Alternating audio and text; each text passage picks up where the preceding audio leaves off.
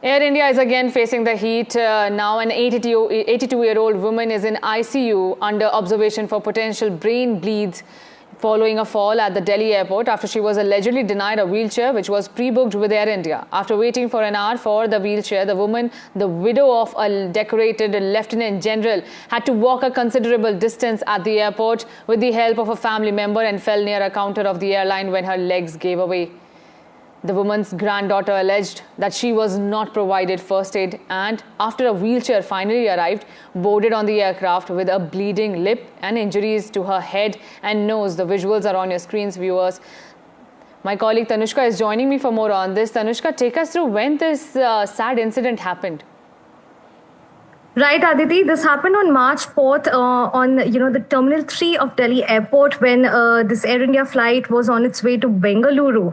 And we know from the granddaughter of this 82-year-old lady who is recovering at the ICU still. She took to social media platform X and posted about this, writing the entire ordeal that her grandmother went through and how she had to walk all the way in the lack of being provided with a wheelchair by the Air India support staff at the Delhi airport. However, now Air India has also come out with its own statement in regards to the issue and has said that the claims made by the passenger and the passenger's family is completely baseless. Air India says that the passengers, arrived at the airport not on time. They had to arrive 2 hours prior to departure, but they were later than that. And even at the persons with reduced mobility desk, they reached late, which is why, due to unprecedented demand of such wheelchairs, they were unable to provide with a wheelchair at that particular time. However, what Air India also maintains is that at no point that they deny any sort of assistance to the lady, and they claim that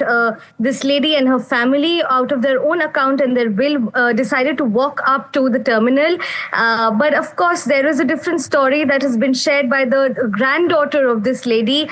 Photos have also been shared, as you can see on your screens right now, of this lady falling finally at the premium economy entry gate of the Air India